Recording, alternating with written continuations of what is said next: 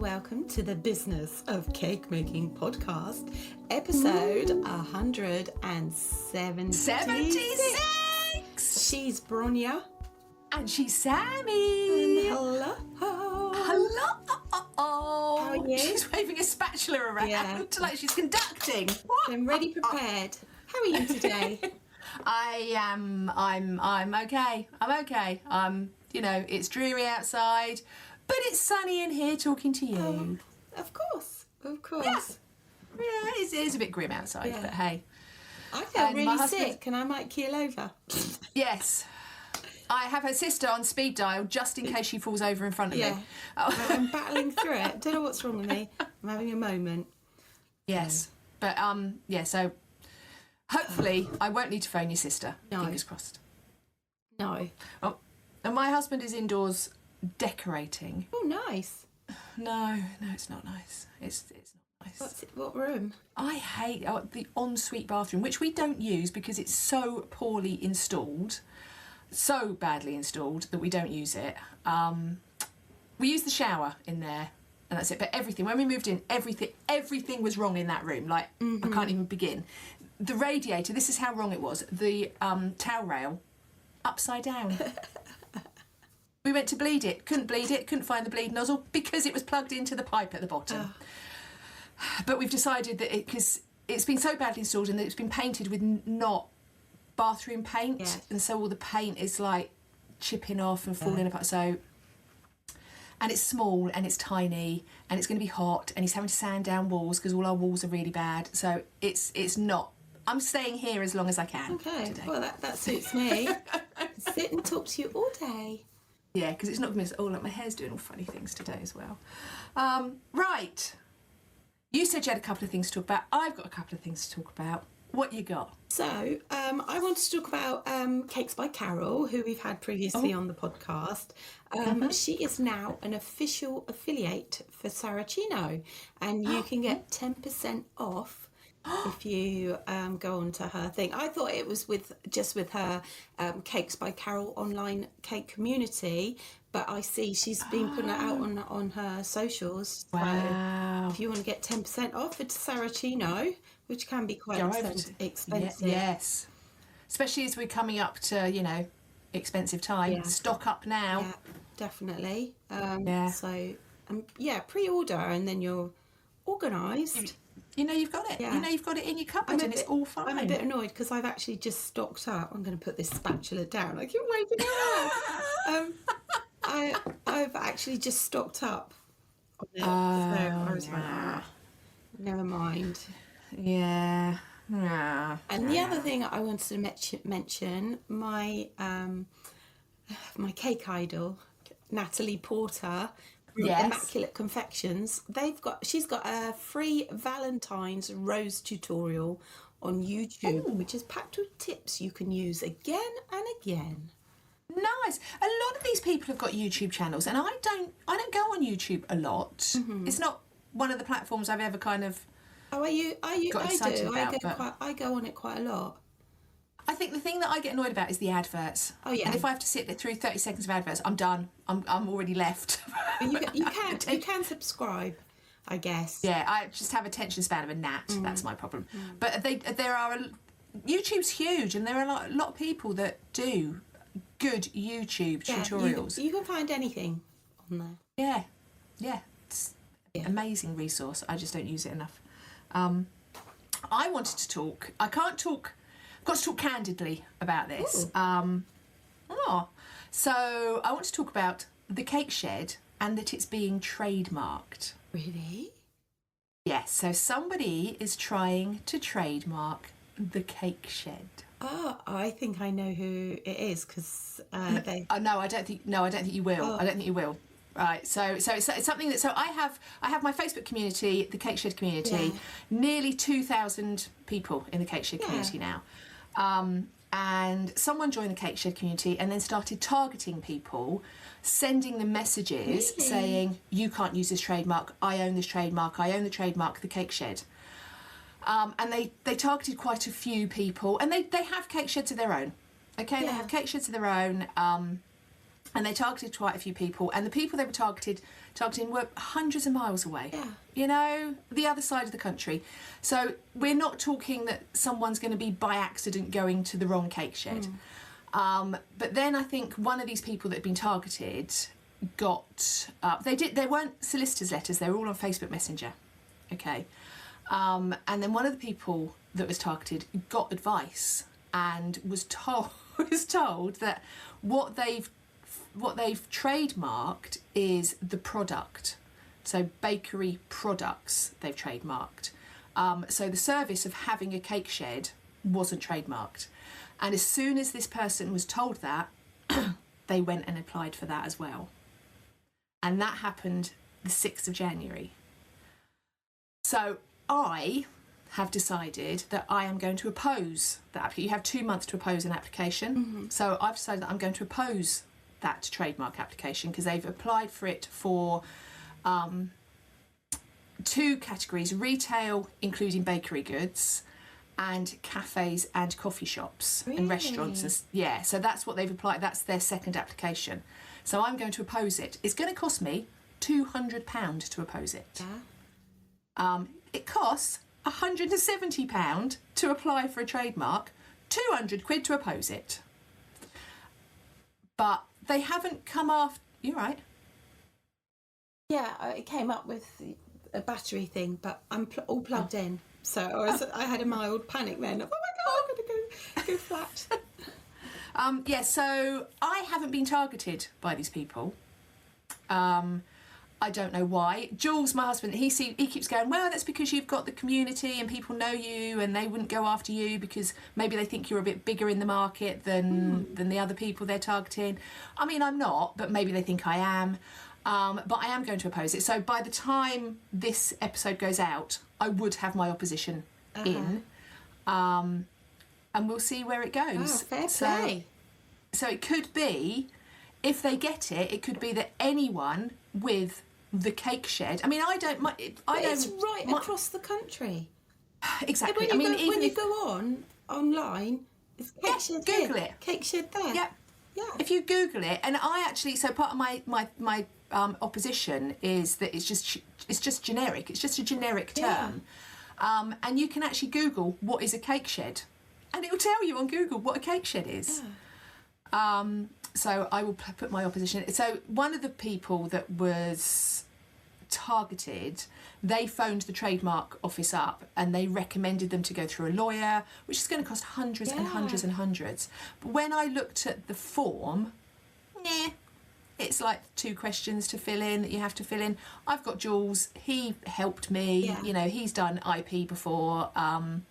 So yeah, watch this space. So I'm taking one for the team, £200, because I think as a community, what I said to Jules was, if I had been savvy enough, I would have trademarked it and let everyone use it for free. Yeah.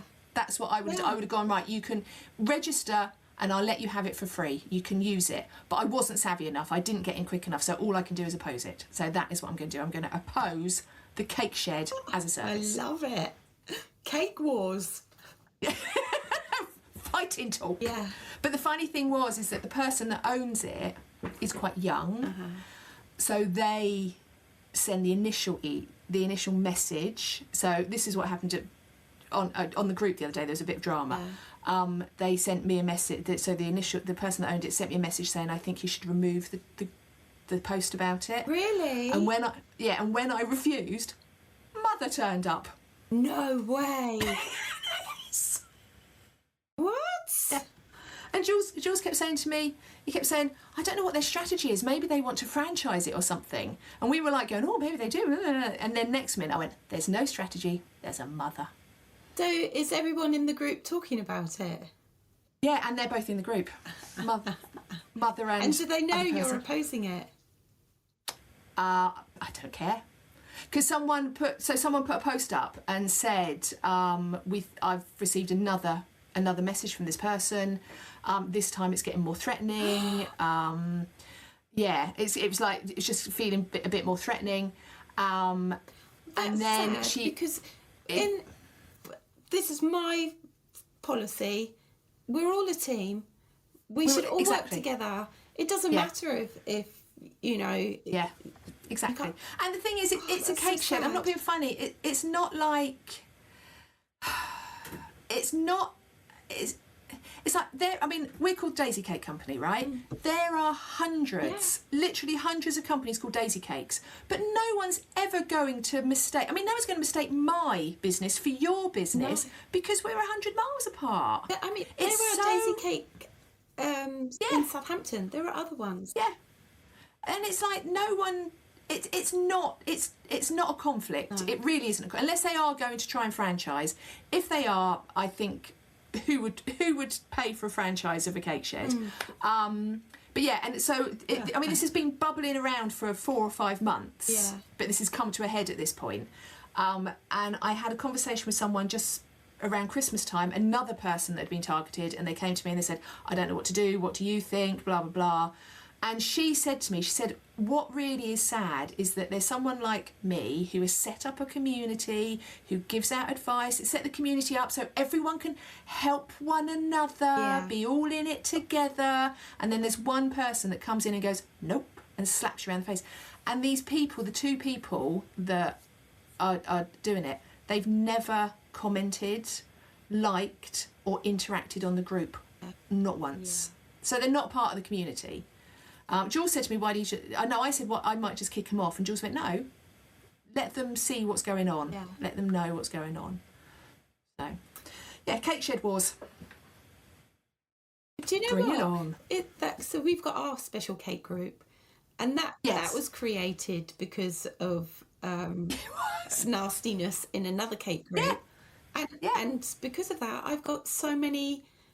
And it's stronger because of it. Yeah. It's stronger because you've all come together and gone, right, we can fight this together. And I think that's quite nice. I went to Kim's 60th birthday on Saturday. And How was it? It was brilliant. Kim looks amazing, and she wore a red sequined dress. She looked amazing. 60 is the new 30. Well, I'm fast galloping towards it. Yeah. 50 was the new 20, 60 is the new 30. Yeah. Oh! It's nice when you catch up with other cake makers and have chats and it's just normal. It's so lovely. Yeah. And I don't understand why anyone would set themselves aside in our community to be horrible. I know. It's not worth it. Be nice. No. It's exhausting. Being horrible is exhausting. If you've not got anything nice to say, don't say anything at all. Absolutely. I also want to talk, and this is nothing, well, it is kind of do with bacon because I used an oven. I made Yorkshire puddings on Sunday. Oh, did you? I'm really crap at Yorkshire, like really, really crap at Yorkshire puddings. They were amazing. Were they? It was so good. Why? What's your... You don't know? I don't know. Because my niece said the same. She went, what did you do? Why have you never been able to do this before? And I'm like, I don't know. I used a Mary Berry recipe. And I also, it said on the Mary Berry recipe, do not open the oven. No. So on pain of death, Jules was to not open the oven. So I don't know if that had anything to do with it. Because usually he's an oven twitcher, you know? Yeah. And Yorkshire puddings you tend to do at the end anyway, and everything's coming out of the oven, going in, out. Yeah. So yeah. I use Jamie Oliver's recipe. I have. But someone else, years. I think Sam Harmer from Cake Innovations, Sugar for Craft Junkies, she recommended Gordon Ramsay's. So I think they're all pretty similar recipes. But I think it's because I didn't open the oven. I think that was a big thing, that I didn't open the oven. But yeah, I was so pleased. It was like life's little wins. It is. Right. Anyway, what have you been baking this week, my love? What have you been doing? Oh my gosh. You made a wedding cake, didn't you? Oh yes, I've done my first wedding cake of the year. Which was amazing. But I talked about this last week on the podcast about baking for yourself, which I as kind of over the years I've just not really done any baking, and I made a pecan pie. And it was very, very, very, very nice. Can you remember we did a pecan pie at the shop for a customer? I can't You remember. that? I can't remember. Yeah, just one. Yeah. Just one. Apparently her son was coming over from America and could we make a pecan pie? Oh. And I remember making it thinking, oh my God, that looks so... It's just pecans and goop, isn't it? Oh my God, it was so Sticky delicious. goop. I had to give quite a lot of it away to my fella so that I didn't eat it all, but I had it for dinner and then I had it for breakfast. Did you have anything with it? Did you have it No, I warm? forgot to get any ice cream or a cream or anything Oh, like well, that. But it didn't never matter. mind. It did not matter. Did you have it warm or did you have it cold? I had it warm and I had it cold. Oh, you tried it all. You So, tried it all. So yeah, it was very nice. How yummy. So yeah, I really enjoyed that, and I've just made shortbread cookies as well, which I haven't really done for a while. I did chocolate Nice. chip and I did shortbread. So for my friend. I'm trying to... Two things I'm trying to master. One of them, blondies. Can't make a blondie for love nor money. Just can't make one. Okay. Yeah, just can't make a blondie. So I put it out on my socials. I've had lots of hints and tips. Gonna stick with it. Because my blondies just end up like cake. Yeah. Anyway, Yeah. so but the other thing I made the other day, which I took to work and everyone tried some, was so good. Butterscotch shortbread. Ooh, yummy. So it was like so someone asked me for like a gypsy tart type thing, but one that they didn't have to. You know, gypsy tart is like a butterscotch tart. Mm-hmm. Have you ever heard of gypsy tart? I think I have. Or Yeah. Kentish. Yeah. It's basically brown sugar and evaporated milk cooked down. Yeah. But you have to keep it in the fridge. So someone asked me for something butterscotchy that didn't need to be kept in the fridge. So I made it, and it was basically a millionaire shortbread made with brown sugar and a bit of extra treacle without the chocolate on the top. It was so good. That's good. So good. Sounds delicious. So that was yummy. Yeah, I recommend that. Recommend. Very sweet. A little bit after a while. Yeah, you can have a slice, not two slices. Yeah. And if you do have two slices, you've then got to have a packet of crisps to even it out. Yeah. Right. Okie dokie. Okay. Right. What are we talking about this week? We struggled this week a little bit more, didn't we, with what we were chatting about? Yeah. But because I just thought I'd throw this one in as well. I've just emailed Yolanda Gamp off of YouTube, but she's on everything now.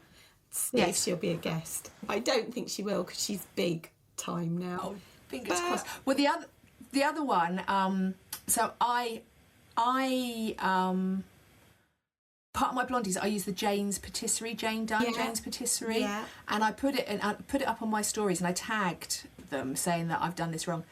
They messaged me. Now I don't know whether it was her direct, but I'm like, if she's on our socials, So, because they're just like us. They're just humans like us. Yeah, that's right. They are. They are. So fingers crossed. We'll have to see with Yolanda Gamp. Ooh. Oh God. That'd be exciting. Okay, so what are we talking about today? So, right, so we're revisiting. So we went back, and if you go onto Spotify, you can't. What was the episode you got back to? It went up to episode 85. Yeah, so Spotify won't go right the way back to our No, first because I back was catalogue. looking for the episode with Chef Benny Riviera from Okay, of Disney yeah. Channel Yes, to listen to yeah. that podcast. Wasn't on there, so I've gone on to Podbean. So if you go onto Podbean, so Podbean is our host. That's where we host our podcast. Mm-hmm. If you go onto the Podbean app, you can get back to number 1. You can go right back. And that kind of prompted me to look right back to the beginning. And we did this topic on episode 20, which feels just like yesterday. It feels like we were talking about this yesterday. Yeah. But it was actually February 2021. So we are going to talk about our top bits of kit, because we've changed hugely over the last 4 years, and we thought we would update it and see if anything's changed. I think some things have, and I think some things haven't. Yeah, definitely. Okay. So Yeah, our top. So we're going to do our top 5 each. Sammy came to the podcast with 48,000. I'm a little bit carried away. Soz. We're going to do our top 5, and then I'm sure Sammy will also talk about others that she's got on her list. We'll talk about how it's changed from 4 years ago, and then we will talk about some others over on Patreon, on the Bigger Slice on Patreon. Yeah. Later as well. Come on, sign up, guys. Sign up to that, because we're going to talk about more of our favourites. Yeah. And we're going to talk about my top tits. Is that what I said? Yeah. I mean, your tits are fairly top, quite frankly. You They've know got the what? business of cake making written across them today. I don't know if I should tell you all this, but I had a bra fitting. I am now a 32 double F. We're amongst friends. We're Yeah. amongst friends. Sorry. And they are looking grand. Yeah, Grand, I tell you. Grandioso. Right. So, yeah, we're going to talk about top tips. We'll talk about our product of the week. We'll have a few extra bits and pieces. And we're going to talk about my egg experiment that I did that's as well. extraordinary. I'm very excited to hear about it. How many puns can we do? Right, so top 10. What's your number one? What's your top one? In my kitchen, I have a Kenwood mixer, which I love, and I also have a electric hand whisk, which I also love. My son bought me a new one for Christmas because my old one broke. Because they die quite quickly. Overuse. Yeah, definitely. Yeah. Well, they're saying that. I mean, I've had my hand mixer since we lived in Hampshire.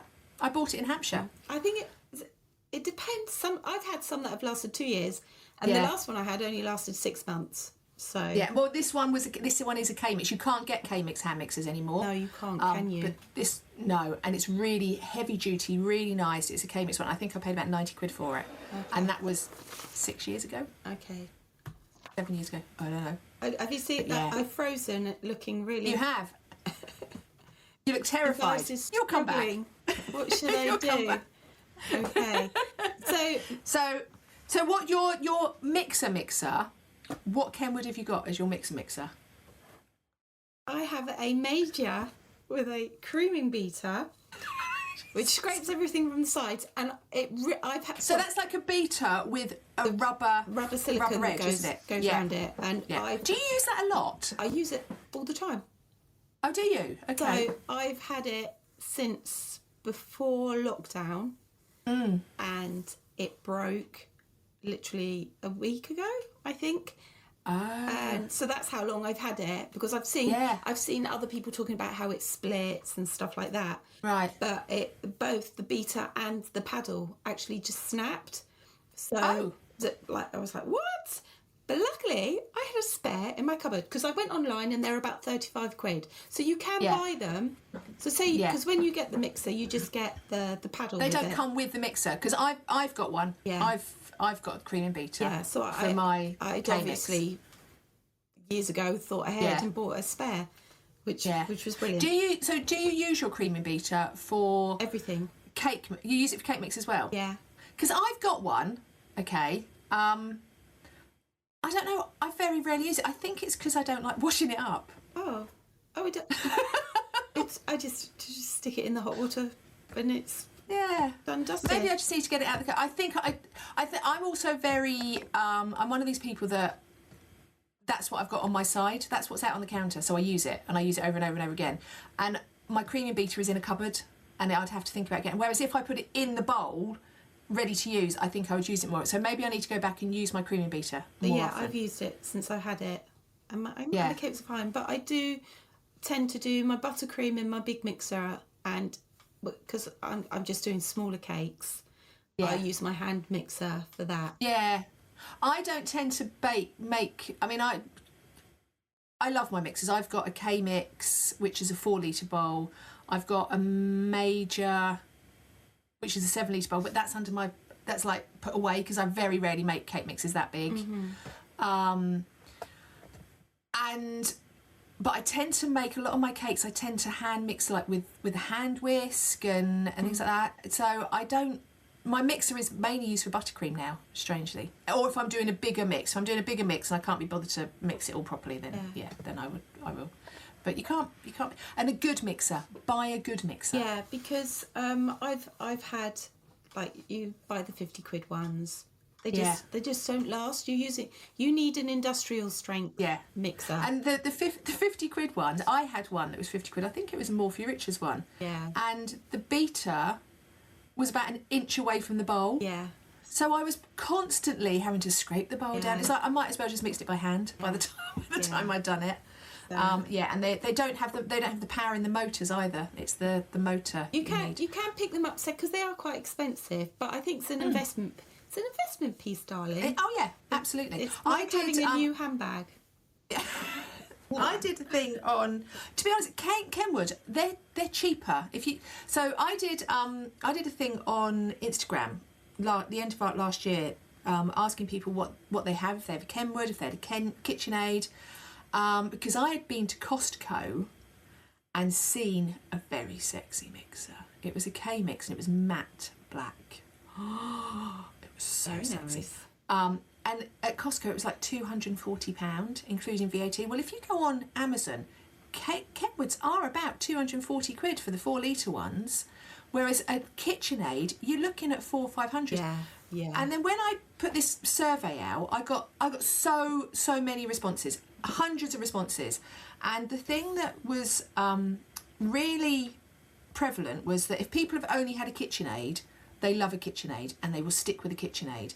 If they've had a KitchenAid and a Kenwood, they all preferred the Kenwood because they said that they were stronger. Yeah. They were just better. They're workhorses. KitchenAid is beautiful and fantastic, and it's just wonderful. But it just didn't. It's not industrial enough for me. It couldn't cope with what I was putting it through. Yeah, and that's exactly what a lot of people said, that it isn't the workhorse that a Kenwood is. I did also say, because you know the majors, they tend to walk, don't they? They tend to shuffle across the. Mine's all right actually. Oh, is it? Yeah. So mine walks. Mine walks quite badly. And someone said, just put a non-stick mat under it. Yeah. Oh my God. Yeah. Why did I never think of that? The non-stick mats. This is actually one of the things I've written down. You can go in Poundland or B&M stores and buy a roll of it, because I use it. I cut it for my customers. If I know they're travelling, I'll give them a bit so they can put it underneath their cake box. That you can put it under your mats, your that you work with, under your. Oh my God, it's gone out of my head. What are the spinny things? Lazy Susan. Yeah, or the fancy ones. The Lazy Susan, not the spinning jennies. Cake turntables. Yeah, cake turntable. You can put it under them. Oh my God! For goodness sake. Oh, but I mean, that was on one of our lists. Yeah. Back in the day. Non-stick mats, and I got a roll of it that I bought in IKEA about 6 years ago. Still going strong. I get a little snip off here and there. Yeah, I get through about a roll a year. Right. So, yeah, just a little bit cut off here and there. Yeah. It's amazing. Yeah. So okay, what's your next item? Well, I think a mixer has got to be top of most people's lists, really, haven't they? Yeah. My one, my top after my mixer, would be my scales. Mm-hmm. My kitchen scales. Mm-hmm. I am not a volume. I am not a cups person. I can't do it. I can't get the logic of using cups to measure things. Scales. I've got 2 sets of scales in case one runs out of batteries and I can't be bothered to go rummaging for another battery mid-bake. I just love them, because the only way you're going to get consistent bakes is to bake consistently with consistent ingredients. Yeah. Scales. Yeah. I bought one set. They're separate, so you get the bit that you put your bowl on, and the display is separate. Ooh. So sometimes you put your bowl on your scales and it's a little bit too separate. The only thing is, it uses 2 lots of batteries. Bummer. That's not so good. It's not so great. I have a secret little jar of batteries that I keep for my. Because they're those little round things, aren't they? Mine's at AAA. ones. Okay. I have a son who'll rummage through the cupboards searching for them for his controllers. So I have a secret stash. Never will he know where that secret stash is. No. So I've got, the ones that I've got are those little flat, like little pennies, penny ones. So yeah, I have a stash out here of them. Yeah. But the thing that I find a little frustrating with scales, and I get why they do it, is they screw the thing up. So you know the flap that goes over the battery? They screw it up with a tiny, tiny screw. Oh yeah. I was going to say that's a food and hygiene thing, so it doesn't fall out. Yeah. But that screw could fall out. Yeah, but so I've got it in a cracker, teeny tiny screwdriver that undoes them. Yeah. I love those. For your glasses, for your scales, perfect. But yeah, no, scales, if you want to bake consistently, measure your ingredients consistently, cup measurements, just don't cut it. They are... I disagree, because I use cups. I've got recipes for cups and I've got recipes for scales. I convert all my cup measurements, I convert to grams. Yeah. Because I see people, I mean, obviously they're mainly American bakers, that say if you want to use cup measurements, you've got to fluff your flour, and I'm like, I don't know, you know, like that brown sugar, if it's packed brown sugar, or if it's just lightly packed. I'm like, I don't know the difference. I don't know the difference between all that. Just scales. Scales. Yeah, right. Okay, so piping nozzles. Okay. Oh my God. I do a lot of piping. Yeah. And over the years, when I first started, I bought so many. People gave them to me as presents. The little ones. Yeah. Thousands of little ones, yeah. And you just don't need them all. No.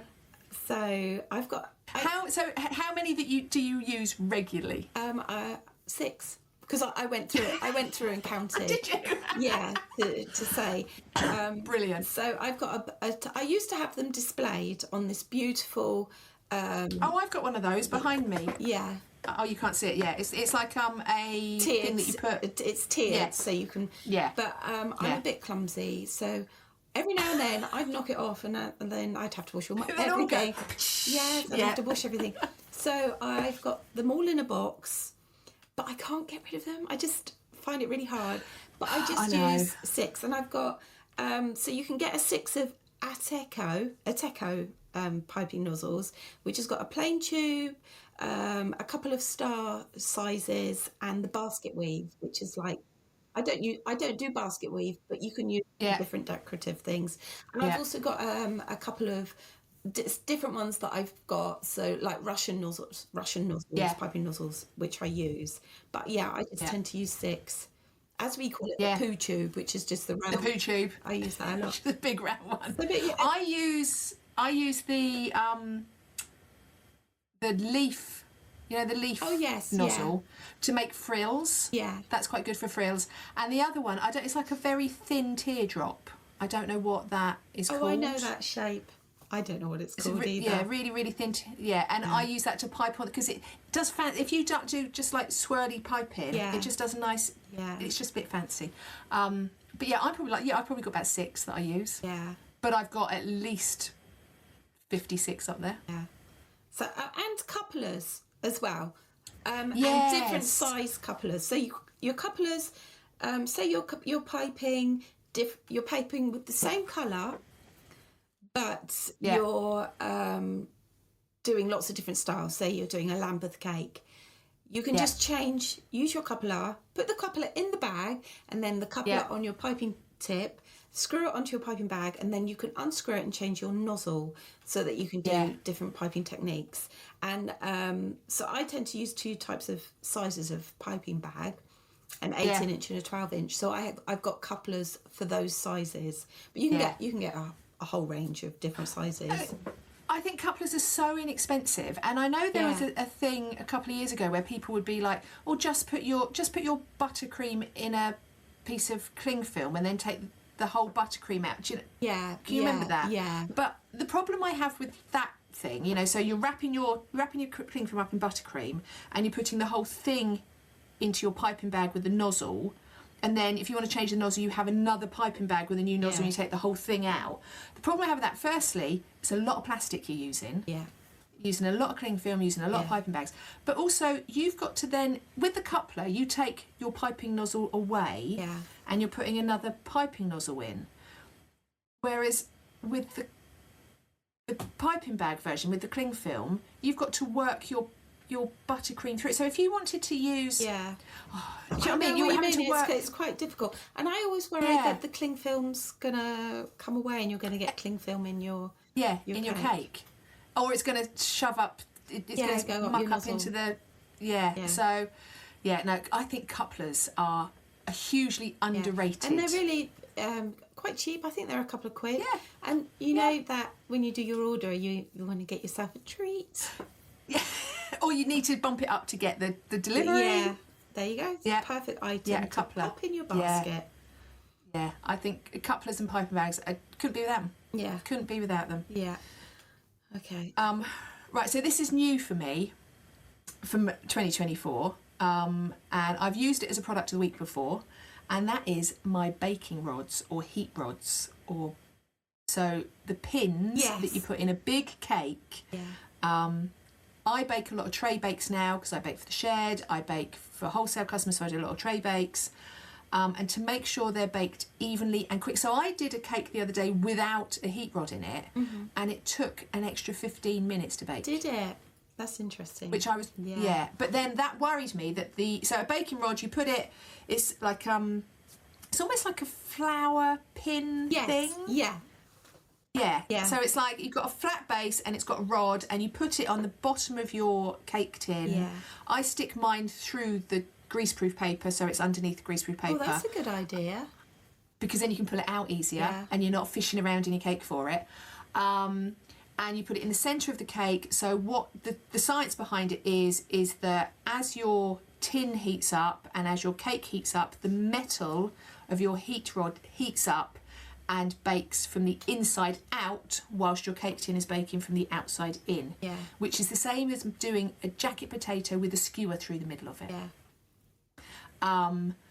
And the one the other day, it took me an extra 15 minutes to bake, and then that worried me that the outer was dry. that then, was that drying out? Was that over baking? Yeah. So I use it for tray bakes. I use it for anything over a 9-inch or anything probably 9-inch or over round cakes, and I use it for loaves. Really good for loaves. So they're really heat rods, baking rods, really cheap to buy. I got mine through Amazon. They come in like 2-inch or 3 or 4 inches, depending on. What I would say is, if you go for a taller one, make sure you can get them between your oven. Oh yeah. Shelves. Because otherwise, Because that's really frustrating otherwise. And just really, and they come in like packs of 3 or 4.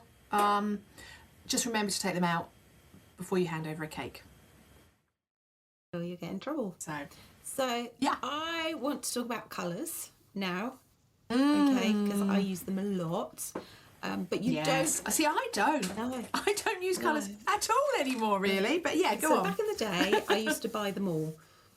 I had so many, and you have to store them. You bought a whole pack. You bought a kit, didn't you, with the whole lot in at one point? Yeah, and you just don't need them all, and you use a tiny bit out of one, and then after like 3 or 4 years, you have to throw it away because it's gone out of date. Autumn leaf. I had so many. I don't know why. I think you had a load from the shops because I had at least 6. Yeah, you're right. I recommend. I've had this as product of the week many a time. Yes. Natalie Porter's Immaculate Confections. It's book 1.5.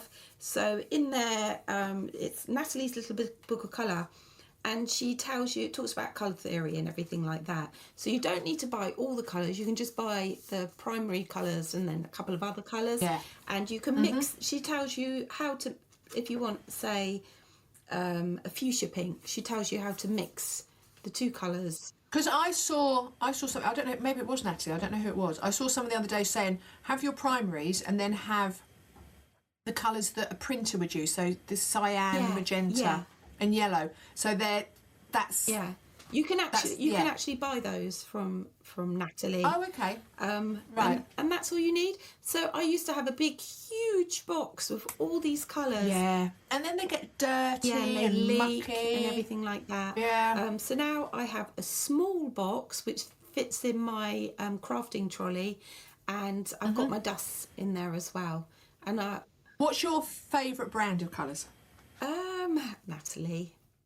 That's my go-to. Natalie Porter's Immaculate Are Confection. they gel? Are hers gel Yeah, colours? they tend to be. Okay. And I haven't got it in front of me, but we bought the new ones from. Oh, the PME. Yes. The Colour Drop PME. Yes, they're brilliant. Yeah. They're so Yeah, good. I've been using those. And what I like about them is the dropper as well, non-leak. because they are oil, so you can put them into chocolate. You can use them in everything. Yeah. Those ones, apart from Yeah. royal icing. Yes, and meringues. Egg white just doesn't like it. And you have dust as well. So do you use the same colour theory with your dust as well? I don't have as many dusts as I used to. And no, I don't. I don't tend to mix my dusts really. I use more luster dusts. Okay. So I don't. Because I have a whole box of dusts that I took off my shelves from behind me. I had so many, so many. And you and I don't think need once them all. and once I'd stopped making flowers, I think I had at least 10 different greens. Yeah. You don't need them. I tend to keep No. Kitty Nose Pink in dust because it's good for cheeks if you're doing. Oh, that's a cute name as well, though. Yeah. Such a Nice cute and name. simple. Sorry, I've started a cinnamon bun. Got to finish it now. So how many colours have you got, do you reckon, now? I'd say probably about 30. Rather than 70? Yeah, and as I use them, I don't tend to, because I'm still collating from all of the ones, hundreds of ones I've. Oh. Right. So you're not automatically replacing it because you're still on lots of various colours, yeah. and you're not. And when that's gone, Okay. I've got the green, I've got the white, I've got Yeah. so I can make the shades I want to. Yeah. So yeah, It's it's so much. good. It's so much So good. easier. Yeah. Yeah. I highly recommend It's just understanding getting that book. colour theory. Yeah, because if it's something Just you like, don't understand, once you understand that, yeah, yeah, easier. perfect. The colour that I think is really hard to get, burgundy. Oh god, yeah, yeah. But she covers that in Why here. is that? I don't understand why that colour was so. Can you remember we tried to make a burgundy cake? Yeah, and you just buy. Why is burgundy so hard? Yeah. I think. Anyway. Sorry, just very random. Burgundy, just Burgundy, difficult. Yeah. Okay, what's your next thing? Right, my next one. I was really sceptical about this. Right, very, very sceptical. I even put a post out on my Instagram last year about how sceptical I was about them, and I was sent them baking belts. Yes. Oh my god, they have revolutionised my life. And you use them all baking the belts. time now. I use them. I use them on my bigger cakes. My smaller cakes, not so much, but my bigger cakes. So, with a combination of heat rods and a baking belt, my tray bakes are now flat. I make flat tray bakes. Yeah. Yeah, and I use them all the time. They're amazing. So baking belts, they're belts that and go you around your you got baking those tin. from PME, didn't you? PME sent me them, very, very kindly sent me them. And you wet them, so you soak them, and then you wrap them around your cake, you wrap them around your tin, and it stops the outside of the tin getting really hot really quickly. So, because what happens is the outside of your tin will set. She's off. The dog needs to go out. He's panicked. He's opened the door. Yeah, so when you bake a cake, the reason you get a dome on your cake, is that the outside of your cake will set, and then the dog does want to go out. The dog wants to go out. Yeah. Real life, people. This is real life on this podcast. Yeah, so the outside of the cake will set, and then the inside of the cake still hasn't baked properly, so it's got nowhere to go but up, and that's when you get a dome. So lots of ways to avoid that. Firstly, by baking at a lower temperature. But if you're making a big cake, it still happens. So the baking belt kind of regulates the temperature right the way across. And I bake 12 by 8 inch tray bakes flat. Yeah. They're amazing. They're amazing. It saves a lot And of yes, waste they're- as well, doesn't it? Because you don't have to cut Yeah. off to level it off. Yeah.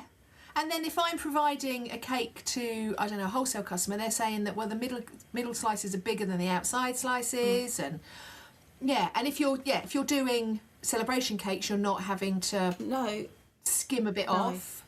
So just less waste. so easy to use. Yeah. Yeah. Yes, it's a small investment. I think they're about £7 or £8 each. But just keep using them. There are obviously other options. People I know use tea towels with tinfoil wrapped around. I'd be I couldn't be bothered scared. with I'd that be a faff. bit scared of doing that. I just couldn't be bothered with it. But there are other options that you can use. But baking belts, I got mine sent to me from PME. Revolutionised my baking. They're brilliant. Next. Paintbrushes. Next. Paintbrushes. I use paintbrushes so much, so much, and I obviously love Natalie Portman's, so I always buy. Are they the white ones? Yes. So Right. when you're doing your dusting, or your paint, or you're using it for paint or whatever, I've got white. They're all white, and So the bristles are white. The actual. So when you use fluffy pink, bits. Yeah. you just use that brush for pink stuff. And Yeah. when you've got using black, you have a black brush. So you know what colour you've used on that brush. And because the bristles are white, you can see what colour that stains is. the brushes. So Right. I've got one for gold, pink, orange, all the colours. So I've got all the paint brushes. And I quite regularly... Do you wash them or do you? No, I do wash them, but if I'm like over a month, if I'm doing a lot of dusting, you don't really need to. But Yeah. I think And then always store them upright. Don't. yeah, Never store them bristles down. 'cause Always store they them. splay out otherwise. Yeah. And I quite often Yeah. just restock when I go to Cake International, and I buy she does 2 sets, one for the finer brushes, and then one for the bigger like dusting brushes and stuff like that. Yeah. Nice. Nice. I don't use brushes at all anymore. No, I get through I don't them. decorate cakes. Yeah, I don't decorate cakes. I think it's one of those things because I used to have a massive stack of brushes. Yeah, I think because I don't decorate cakes anymore, I just don't go near them. But they were an absolute essential when I was Because decorating cakes. I'm trying to do watercolours as well. I'm using the old brushes for my watercolours. So Natalie Portman told me, I asked her about her paintings, and said, Yeah. "Can you use the edible colours?" And she went, "Yes, that's what I've done all my paintings with." Wow. Oh. Interesting. Interesting. Just on paper or Yeah, instead of. and she's got them displayed on her stand. She had Oh. pictures of flowers and stuff like that, and she's done it with her I suppose edible if it's a inks. medium that you understand how it works, why try and use something Yeah. else? Yeah, and that means your brushes are safe. Yeah. Ah, win-win. Sorry, I've finished my donut. I've finished my cinnamon Good, bun 'cause now. you're I making promise me not to eat jealous. anymore. Sorry. Right. So my fourth one. Metal spoons. Yes. Metal spoons. So a dessert spoon, a tablespoon. I have big commercial serving spoons. Yes. I use so many spoons. It's because they're sturdy. I don't know. They're just Yeah. essential. Just And their life. You could have them for all of your life. yeah. I've got a proper old dessert spoon, tablespoon that when my mother-in-law died and we were clearing out a house, I was rummaging through her through a cutlery drawer, and I'm like, oh, it's a proper tablespoon. You know, like so Yeah. it's just like a bigger dessert Yeah. spoon. So I've got one of those. Love it. And then I've got these big commercial. So you know, if you go into like a cafe or Yeah. a canteen and you like serving spoons, I've got 3 of those in metal as well, and they're just really good for getting to the bottom of your bowl. And they're sturdy and they don't bend and they don't snap. Exactly. Because I've got lots of spatulas because I'm quite partial Yeah. to a spatula. But over time they do split and you have to throw them away. Yeah. I've got my Yeah, spatula here. This one's She's got a spatula there. She keeps waving yeah. around. I got this one from Loyal, and I think they are. It's silicone. I like that because it's not set. It's one whole piece.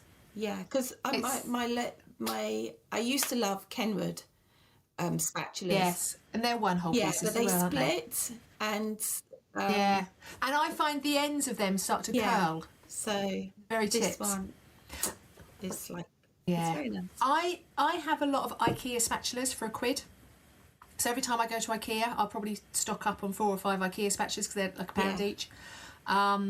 So I go through a lot of those. Well, although to be honest, I have got some that I think have been with me a very long time. But spatulas, sometimes if you've got like a stiff buttercream, Yeah, they just Can't. don't get to the yeah, bottom of it. A spatula, I mean, you've got to scrape everything out of the bowl, otherwise you're leaving money in your bowl. don't waste But anything. no, don't waste. No, but I do love a proper metal spoon. Wonderful. Okay, so oh, it's raining. That's what I can hear. What's that noise? So my non-slip mat. Okay. Yeah. I've had many over the years. They last a long time, but obviously I use them a lot, so they wear out. Are we talking like the craft, the big craft mats? They're non-slip and they're non-stick. So you can non-stick. Brilliant. yeah, so you can write your sugar paste on them. You can do your modelling on it. They're wipe clean. They've got a measure rule on it. Yeah. They've got a grid system. So if you need to do something very How big is yours? Have you I've got got- like I a big? measured it earlier. Mine is 17 inch by 23 inch. And Okay. it's a 6045 cutting mat. Oh, is it? Yeah. And they're like about that 18 to 20 quid. You can get them on Amazon. You can get loads of different sizes, smaller, bigger. I've got a big one that I bought many years ago, and it fits. You know the so it fits exactly the tabletop of one of my stainless steel counters. You know the stainless steel counters that we had the ovens on. Yeah. So they're like smaller tabletop. It fits on that perfectly. So it's quite a big one. But then I've also got like a tiddly, Yeah, I've got like a little tiny and one. if I'm doing roses and things, I might use that one. But they're also Yeah. self-healing. So if you're using your scalpel on them, over time, Yeah. that self-healing goes away. But Yeah. but they're brilliant because you can cut out stuff on it. Oh, not again. Oh, no, I'm back. I thought it was frozen again. Sorry. Yeah. So yeah, self-healing mats. I think they're essential, especially if I work off my dining room table, and I can just have everything Just out. protection for it. Yeah, I had a query the other day on a TikTok post actually. Very rarely go onto TikTok, but someone queried. They said that they always find that when they use sugar paste, it gets sticky. Any tips? And one of my tips was to not roll it out on icing sugar, to use a non-stick surface like a rolling mat. Because if you add extra icing sugar, you're just adding extra stickiness. And it dries and it I out don't as well. think- I use Trex Yeah. as well. Yeah, but I don't think I've used icing sugar to roll sugar paste for years and years, and that's all we used to use at one point. Was I like don't a use ton icing. of icing I don't sugar. use icing sugar. I use Yeah. corn flour as well. Oh, okay. If I I do it tend on to the just side, use- yeah. Yeah, I tend to just use my non-stick mat. Not that I use sugar paste very often, but when I do, I Yeah. put it on non-stick Yeah. mat because it's just easier. It is. Just easier. So my last one in relation to that actually is my rolling pin. Oh, yeah. Now, last time we talked about this, I talked about my Kingpin Yeah, rolling because you pin. had tennis elbow. Yeah, because I'd had tennis elbow and golf elbow, I think. I'd had a bit of both. So I talked about my Kingpin, which I still have. I don't know where it is, but I still have it. It weighs an absolute It does, ton. yeah. Wonderful, wonderful. So if you're rolling a lot of sugar paste, it's a non-stick rolling pin, and it's really weighty, really, really weighty, and you don't have to, because the ends that you're holding stay stable, so you're not having to roll with it. So that's if you're doing sugar paste. My new favourite rolling pin is my French rolling pin. Oh. I think I've had this as Oh a la product of the yeah. So it's like a very long torpedo shape. Yeah. So it kind of gets thinner towards the edges. So it doesn't have a solid cut off. Yeah. And when you're rolling, I do a lot of cinnamon buns. If you're doing pastry, cinnamon buns, anything. Someone's leaving in a very noisy Yeah. Motorbike boy. motorbike. Yeah, because it doesn't have this sharp edge, it doesn't leave marks. You know when you're rolling Yeah, and your rolling pin's not wide enough, You get the ridges. you get a line. Yeah. Well, because this is tapered towards the edges, you don't get those lines. I know. That's I think, again, revolutionary. I know. I kept seeing everyone using them online. I'm like, I want one of them. I want one. It's really nice. Again, I bought it from Amazon. I think it was about £8. It's just a wooden one that I've got. Love it. But a good rolling pin, no matter what you're doing, a good rolling pin will, like non-stick rolling pins for sugar paste, wooden rolling pins for others, it will just stop you getting... How many rolling pins have you got? Are we talking little ones as well? Yeah. Because I've got 1, 2, 3, 7. I've just got 4. I think I've got 7. The little ones, you know, like little ones for like detail. I think I've got 4 of them. And then I've got a non-stick rolling pin. I've got my Kingpin, and I've got my French rolling pin. Yeah. Love a rolling pin. And you can smack people around the back of the head with them. Great. Good. In the zombie apocalypse. Come the zombie apocalypse, we're all okay. Yeah. What are rolling pins? Oh. Right, should we talk about what we said previously? Because we both listened back to Are you done? Yes, I'm done, but I haven't written them down. Oh, well, I did. Oh, and that's all right. I did. So we both listened to the last episode that we did this, which was episode 20, February 2021, in the middle of lockdown. Were we in the middle of lockdown? But or we did keep lockdown? talking about lockdown. Yeah. We're obviously obsessed by it at that point. I think we were much more businesslike back then. We were much more professional. No, well, it was early days, so I was still a petrified podcaster, thinking, when is this going to end? When is she going to run out of enthusiasm? Well, here we are, 2026. We still are. And the other thing is, I listened to it at double speed. And it was only like a 40-minute episode, but I listened to it at double speed and are laughing. Don't ever listen to yourself at double speed. It's horrifying. Right, so on our list all the way back then, we had our mixers, our spatulas, our cake tins, a scraper, so bench scraper, palette knives, oven, airbrush, had our paintbrush sets back then, modelling tools, rolling pins were still there back then, cutting mat was still there back then, turntables, foam mats as in... Forming mats to do flowers. Yeah. Petal cutters, a good light and a scalpel. Yeah. So we were both clearly very much decorating cakes back then, because that's all very, very decorating-y stuff.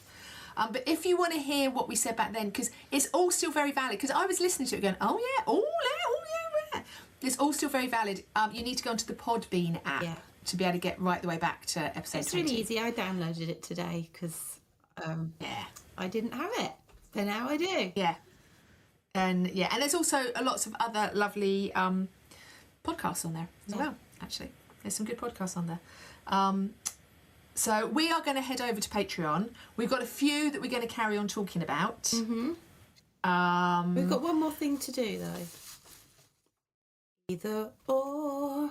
Oh, we have. Or. So, it's my turn. Right. Okay. It's your turn. Okay. Either or. Go on then. Either or plain flour or self-raising flour. Oh, easy. Plain flour every single time. Never, ever, ever, ever buy self-raising. Never comes into my kitchen, self-raising. And why is that? Right, so I learnt the hard way, and you can use self-raising and you can never have a problem and it will all be fine and it'll all be wonderful and you might never have this happen to you. But sometimes you buy self-raising flour and no matter what you do, your cake will not rise. No. Will not rise. So with plain flour, you have more control over your rise. That's right.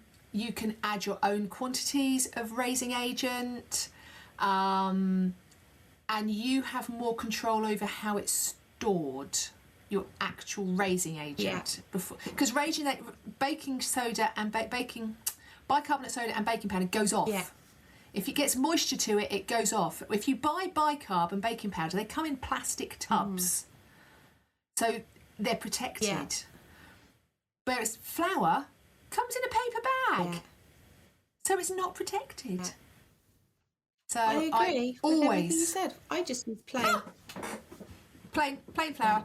Never use self-raising. I remember on our cake group, the cake group that you were talking about, someone on there put up, I just can't get these. Every single cake I'm making, it's really dense. I don't understand. I don't know what I'm doing. And I just said, have you tried using plain flour with baking powder?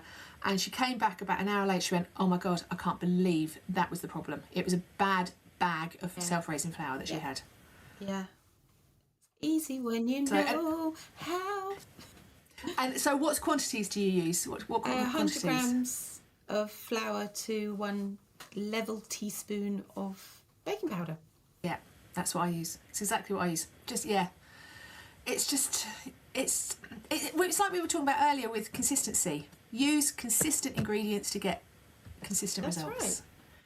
Right. Yeah, never, ever, ever. And I know I did a post on it a couple of years ago and everyone was like, well, I've never had a problem with self-raising. Well, you're lucky. Yeah. You're lucky. Some people just are good at self-raising.